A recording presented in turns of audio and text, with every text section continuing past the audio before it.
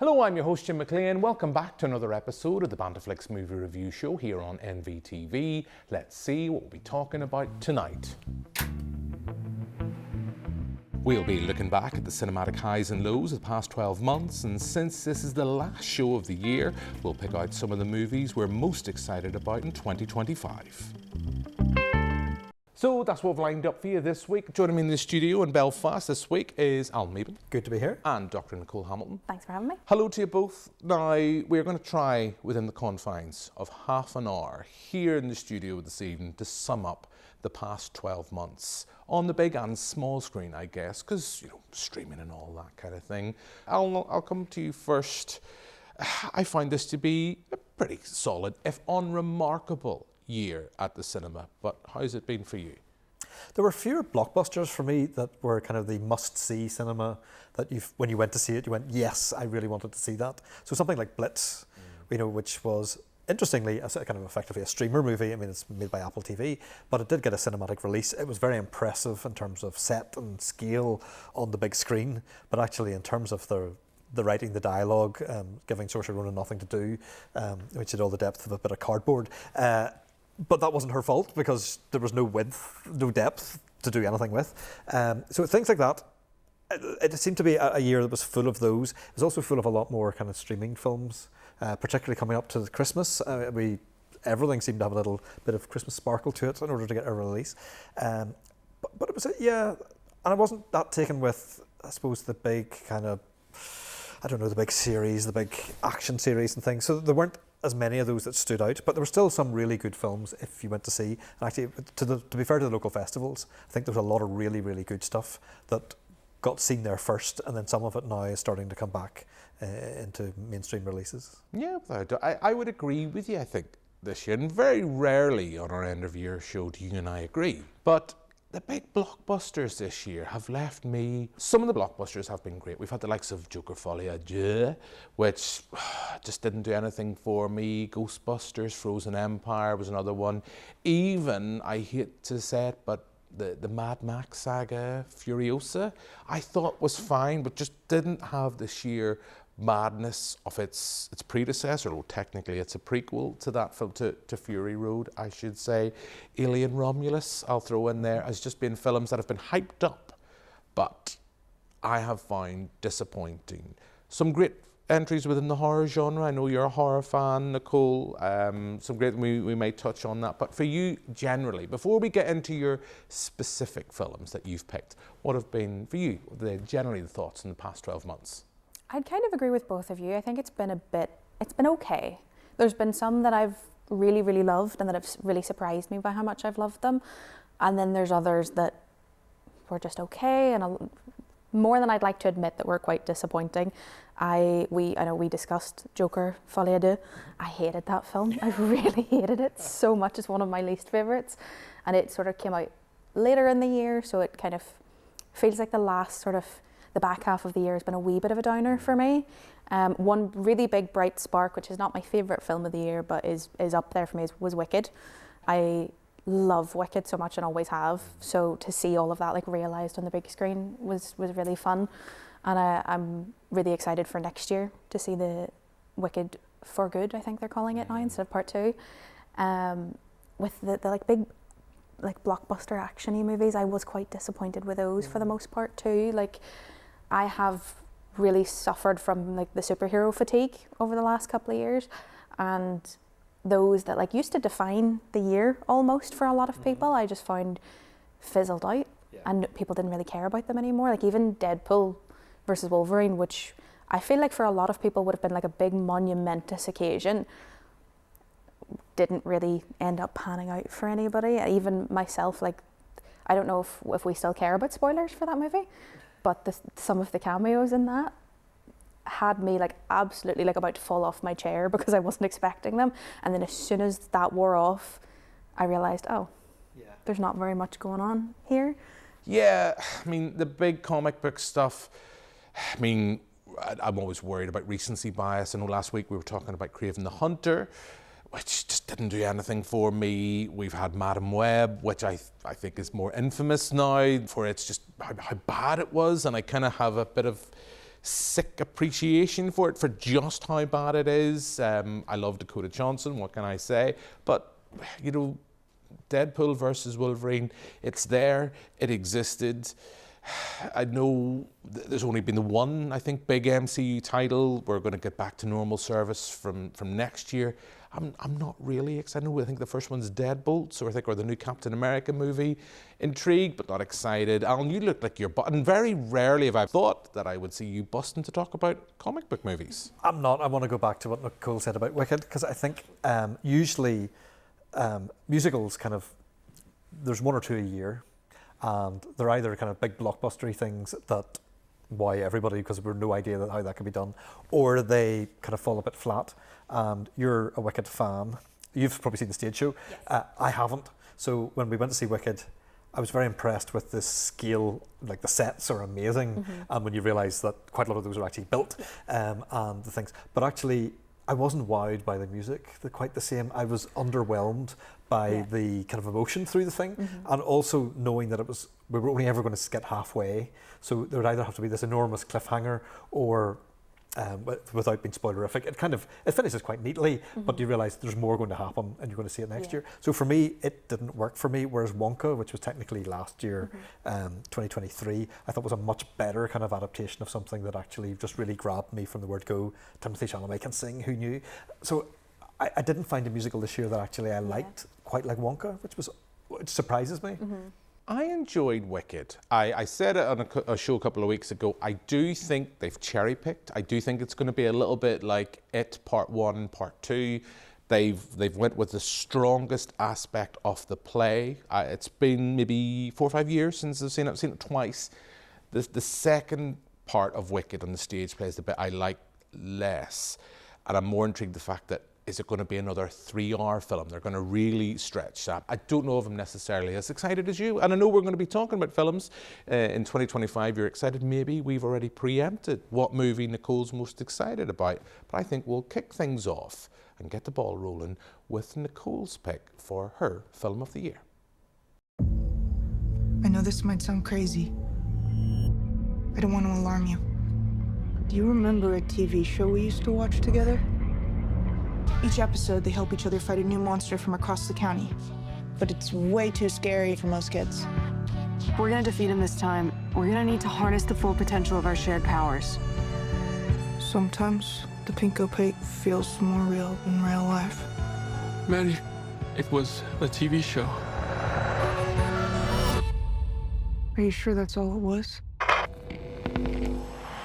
So that's a look at Nicole's choice. I saw the TV glow. I was not expecting this. I really thought you would go for the substance, just because we've talked about it before. I think on the podcast we had you on talking about that film. I know your love for Demi Moore. Maybe had the substance featured Sharon Stone, it would have been a bona fide classic. I don't know. But why have you picked this? This was one that really shocked me as well. I had a feeling from watching the trailer that I was going to like it. It just had a lot of different elements that I found really interesting. It's set in the 90s. It has a very specific aesthetic. There's a lot of like blues and purples used throughout it. It's for anybody who doesn't pick up on the metaphor, a lot of the colours in it are the trans flag as well. So that kind of is imagery that's brought in throughout. And it's one that just really like took my breath away while I was watching it. Like I was on the verge of tears nearly the whole time, just because I found the story and the arc that those characters go on just really powerful and really personal, and it just affected me in a way that I just didn't anticipate. And beyond just kind of the like queer or trans themes, the like connection that those main characters have to the TV show that they watch, and then how that like bonds them, is something that I feel like a lot of teenagers, especially who grew up 90s, early 2000s, that watched TV shows that even had similar sort of aesthetics and vibes to the one that they see in the film. It brought me back to a point in my life that was very intense and that I had a lot of struggle through, but that I now kind of think back of fondly in a way. And the ending of it just really kind of punched me in the face. It's not like, I wouldn't say it's like the loudest or the most bombastic film or ending that I've ever experienced, but it's just one that has really, really stuck with me. And it's actually the only film, like I've loved a lot of films this year, but it's the one that I think for years to come I will remember and kind of maybe not watch very often because it did affect me a lot, but that I will kind of have the urge to rewatch and then remember how much it hurt me and was like, no, we'll save that for another time. Okay, because I have to hold my hands up and say this is one of my missed connections this year. It's a film I've meant to watch. I know my co-host on the podcast version of this show, Adam Neeson, has raved about it since he saw it and is constantly kind of badgering me to watch it. I just haven't had time when we're doing the show week in, week out, but it is on my list. So that's 2 people now that have waxed lyrical about it. And Alan, you've seen this, so are you going to join the club? It's not my favourite film of the year, but it is one of the more unexpected ones that actually works coherently, despite the fact it's quite a surprise. And I kind of love that notion of, the character, he goes round to a friend's house to kind of see it, sneaking kind of video tape copies of things, VHSs are getting kind of, and there's that notion of that when you're that age, these things matter so much. And then there's other dimensions to it, probably in their lives too. But there's that just a feeling of intensity. And also the fact that so much of life can get tracked back to those moments, that those are kind of foundational things, maybe not necessarily what you saw on it, but just the fact that you were involved in it and you find your tribe kind of through it. So it does that spectacularly well. It's a really interesting film, and it was like you would not have predicted, and you could not predict that somebody would have made a film about that in that way, and it would have that kind of a nearly eerie feeling to it. But yeah, you must watch it. I promise viewers, I will watch. I saw the TV Glow at some point. At some point, I will get round to watching it. He's not being very specific, but he's going to do it. No, I'm not. I've learned that lesson not to be We'll ask specific. you this time next year. I promise I'll get round to it before next year. Nicole, as we mentioned, great year, I think, for horror. We've had the likes of Longlegs, The Substance, which I know some of other contributors that we've had on have waxed lyrical about. Whether or not that's their film of the year, I don't know. We're going to hear from them shortly. But Demi Moore, Margaret Qualley, what's not to like there? As I say, Longlegs, even Immaculate, way back at the beginning of the year, even the Omen kind of prequel. It's been pretty solid this year.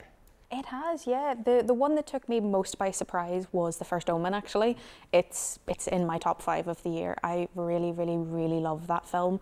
I knew that I was going to like it from the get-go because Nell Tiger-Free is in a TV show that I love very much called Servant, which she plays a similar sort of character. So I knew that this was going to be something that I would, at the very least, marvel at her performance. And I definitely did. And it just, the dedication to the 70s, kind of look and feel, particularly the cinematic look of the 70s. And there's a couple of things in it that I don't love. The kind of mirroring of some of the original film is a bit on the nose. But apart from that film really, really blew me away. So that one's a great one. The Substance, obviously, really, really enjoyed. And I'm really hoping that Demi Moore starts to properly get her flowers for this film. She is, but I hope it continues because she's absolutely deserving of all the praise that everybody's giving her. Oddity was a big one that I loved as well. The film, it just came out a couple of months ago, I think. I know Adam wasn't too fussed on it, but it's just a classic, like, haunted house sort of vibe that I just really, really appreciated. So yeah, great year for horror in my opinion. Yeah, made by an Irish filmmaker as well, and it's been a great year. I mean, the likes of Aisling Clark with Frey Walk as well, which opened this year's Belfast Film Festival. Alan, we are going to move on to your choice now. Very briefly, do you want to tease our viewers with some of the movies that are not your pick? And I'm going to go out on a limb here. It's not going to be a horror movie. No, as somebody who had nightmares watching The Wizard of Oz on a very small TV in the kitchen, I am the horror phobic of the studio. Though saying that, film Poor Things, which has horror aspects to it probably, was a film that I can't forget about. It was kind of very disturbing. And lots of furious jumping as well. Lots of furious jumping. And just the vulnerability of Emma Stone's character, and I mean, the questions in my head of whether it was even kind of legal and decent to actually show some of what was shown on screen and why that needed to be there for the story. I mean, it's a very enthralling kind of bit of cinema that actually stays with me, and all those questions are still there. I haven't gone back to see it again, but like I think maybe every 2 years or something, it should kind of go back to see if I've grown up and whether it has. There were a couple of other things. Kneecap is not at the top of my list, but it was a film that impressed me, and I went back to see a second time, which is kind of unusual, and saw other things that I liked better. Twisters. I'm constantly disappointed by disaster movies, and I think Twisters was the best disaster movie of the decade, if not longer. I really enjoyed the cyclone that came. That was pretty good. Less said about Civil War, the better, though it's much, much better than Leave, which was another photojournalism kind of film, which was actually a biopic, but it didn't work.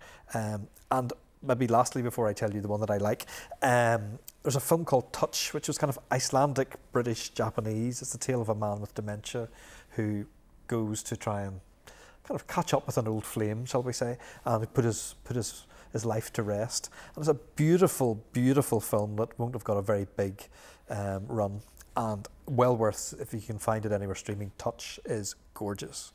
Okay, so great choices. These are not your top movie for the year. I'm intrigued to where we could possibly go with this. I don't know. You've already said you're not a fan of Deadpool and Wolverine, so it's not going to be that. So without any further ado, let's see what Alan's pick for his movie of the year is. So how long you been sober? 63 days. It never gets easy, just gets less hard.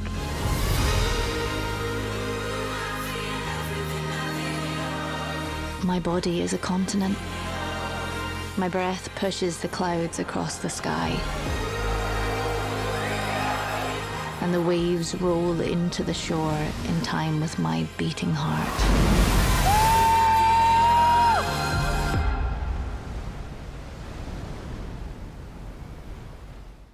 So Alan, that's your pick, Outrun, Saoirse Ronan. Again, apologies viewers, worst host ever. This is a misconnection for me this year. I have wanted to say, because I've heard great things, particularly about how it uses sound and the use of its soundtrack within the film. So why have you picked this? I thought it was just a gorgeous, beautiful film from Ronan's character, who's somebody who's kind of battling her demons and kind of dealing with alcoholism and sobriety and the balance between those two, but also kind of building resilience on an island in the Hebrides, or the Orkney Islands, that are, you know, they're kind of windswept. There's a lot of weather that comes in. It's very isolating, and so it kind of worked from both the kind of the tonal stuff on screen, what you're hearing, how you're feeling into her heart, the kind of relationships with people around. It's just overall a really well constructed film, and I think Ronan's performance is fabulous in it. It's the best thing she's been in this year, and she's in all kinds of things this year. I just love the fact that it's not about London. It's kind of about the other extreme. It's somewhere that we know, but we don't know that well. You know, you might watch Shetland on TV or something and think you know about Scottish Islands, but this is even further out, and it just all together, all the different kind of bits work, and it beats films like Conclave, which I really love. It's probably number 2, spoiler alert.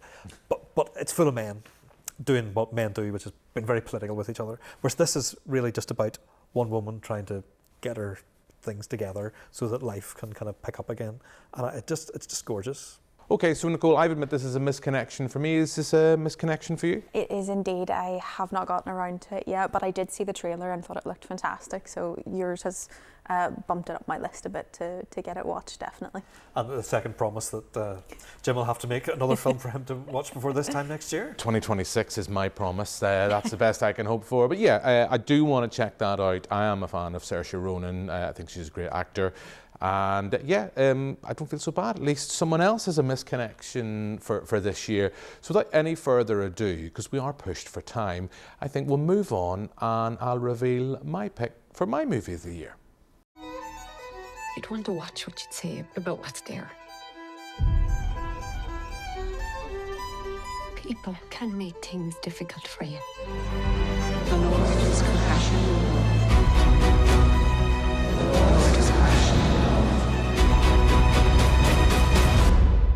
If you want to get on in this life, there are things you have to ignore. Okay, so my pick for the year is Small Things Like These. It's not been a bad old year for Cillian Murphy. Picked up the Oscar, as a lot of fellow accolades for Oppenheimer back at this year's Academy Awards. I think this is another great performance by him. Here we have, with Small Things Like These, simple breakdown of a story. Someone sees something they shouldn't have, and they decide should they or shouldn't they do something about it. And it doesn't have to be a big grand gesture, as the title suggests. It can be something very small. And I'm putting it down for my film of the year based on one scene that I keep thinking back in my head. It's a sequence with Cillian Murphy in a bar, and everybody's going around doing their thing, and it's just his face and how he uses his facial expressions to convey what's going on within somebody's head. I have to admit, I sat in my cinema seat afterwards and I don't want to say I cried, because I know I cry at the drop of a hat at most things, but I just sat there in my seat and contemplating things and thinking about what I watched, because it's just who the film is dedicated to. I just thought it was a brilliant film that took me by surprise, was much, as I say, I know I'm repeating myself, much more gentler than what I thought it would be. Nicole, I know you haven't seen this, but Alan, you have, and you don't like it as much as I do. I think Cillian Murphy is fabulous in it. He acts his socks off, he acts his face off as the cool man, kind of delivering stuff and seeing stuff. I think there have been quite a number of films that have kind of, some of them documentary, some of them not, looking at these kind of scandals, modern baby homes and so on. I suppose I have a slight reservation on this one because it is basically a woman's tale told through a man, and that's okay. But this is the one that's probably going to get the biggest viewers. This is the one that, because his name's attached to it, more people will see it. It's a very kind of male gaze on the thing.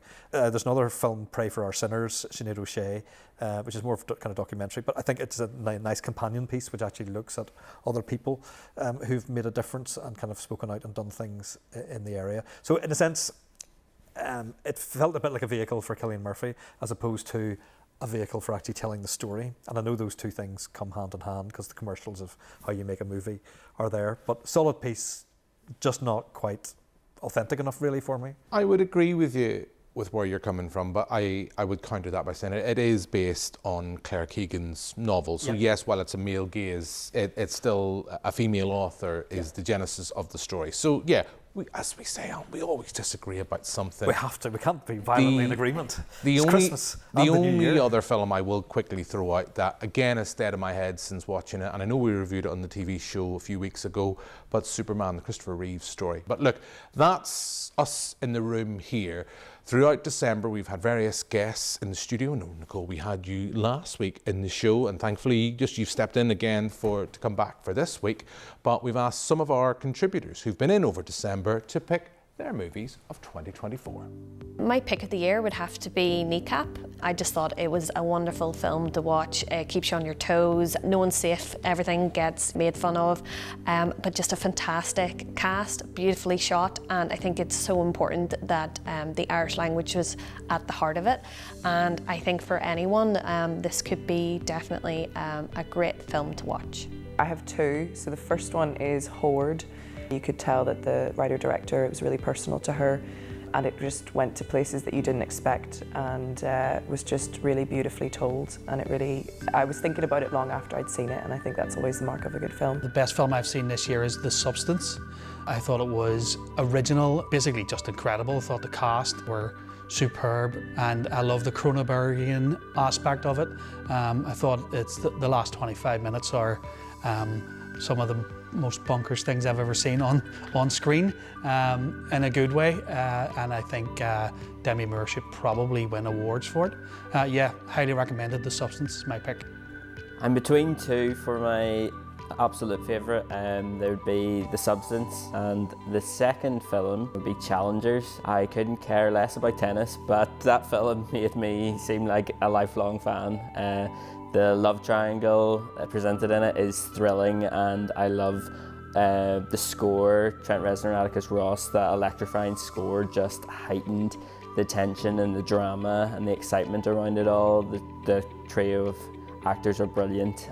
I think the best film of the year for me has to be Deadpool and Wolverine. I don't often watch a film twice, but when Deadpool and Wolverine came on the streaming services, it was the first thing that I wanted to watch. And I think this year I've probably watched it 4 or 5 times already, in different capacities. And every single time I haven't got sick of it yet. So for me this year, obvious choice, but Deadpool Wolverine would be the film for me this year. Second pick would be Juror number 2, which again was really well told, really thoughtfully presented, and just a really complex story that had a lot of emotion in it and a lot of real humanity in it. And yeah, I really enjoyed it more than I thought I would. So yeah, it was really unexpected. So that's some of our contributors with their picks for their movies of the year. Quite a few, but showing a bit of love for The Substance, Kneecap as well. Since this is the last show of the year, Alan, I'll come to you first. What are you most excited? What movie? And I know it's kind of, there's a lot of movies to look forward to, but is there anything in particular for a trip to the cinema you're most excited for? I'm looking forward to 2 things. One is Maria, which is Angelina Jolie, who's doing the biopic of the opera singer Maria Callas. And that should be brilliant or awful, depending. If she can pull it off, that will be brilliant. And I do like a kind of music within a film. The other one is Mission Impossible: The Final Reckoning. We're finally going to put the last nail into the coffin of that franchise. We're going to see Tom Cruise running with his little arms going. For me, it may be good or it may be bad. It's just must see to sit beside you in a big cinema and hear the tragic story of whatever it is they're going to fix, bomb about to go off. I can't even remember that it's part 2 of something. I don't even know where the cliffhanger was, but it will be must-see cinema just to tick it off the list and say that's it, done forever. Well, the next Mission Impossible, unsurprisingly, is one of the movies I'm most excited about because the world's in a bit of a dire place. Who's going to save us, not just from all that's going on, but from the threat of AI? Tom Cruise. Tom Cruise can do it. Yeah, I'm excited about that. And again, I know recency bias, my phrase for the show, just because I thought the trailer was stupendous. The 28 years later, Danny Boyle returning to horror, Alex Garland returning to horror, all the talk online of, is that Cillian Murphy? Is it not Cillian Murphy? We'll have to wait and see. I'm excited about this, and I'm still intrigued with the fact that it was shot on an iPhone. And I guess I'll throw out there, we talked about it last week, Superman as well, just because that is the big comic book title, and I have faith in James Gunn. Maybe not going to restore my love for all things comic book related, but I have faith in James Gunn. He will bring a upbeat, bright, shiny Superman Kal-El to the big screen as opposed to grumpy, broody Henry Cavill, even as much of a dreamboat as he is. Nicole, as we sit here in 2024, what are you most excited about for a trip to the cinema next year? So my year is possibly going to peak very, very early. The one that is top of my list is Nosferatu, which I think is coming out the 3rd of January. So it could all go terribly downhill from there. But I'm so excited for that film. I've been excited for it for a really long time. The Werner Herzog Nosferatu, the Vampire, is one of my favourite films. And while I don't think that Isabella Gianni's performance can be topped, I'm open to it happening. So I'm really excited to see what Robert Eggers does with that story. That's definitely not Dracula. It's not even remotely close. But yeah, with that story, with that character. Other than that, Wicked is up there for me. But the other one that I don't actually know very much about yet, but I'm very excited for, is The Monkey, Jordan Peele's next feature. I've loved everything that he's done. Nope was my favourite movie of 2022. So I am really, really excited to see what he does next as well. Great choices all round. I think we have positive things to look forward to in 2025. And on that note, as we ring out 2024, all that's left for me to do here in the studio is thank my 2 guests. So thank you very much, Al. That's all. Thank you very much, Nicole. Thank you. Thanks very much for watching at home. We'll be back next year with a brand new show. All that's left for me to do now is thanks for watching throughout 2024. Thanks to all our contributors. Thanks for those who stepped in for me when I wasn't well early this year. And yeah, we'll have more cinematic nonsense for you in 2025. But for now, until then, goodbye.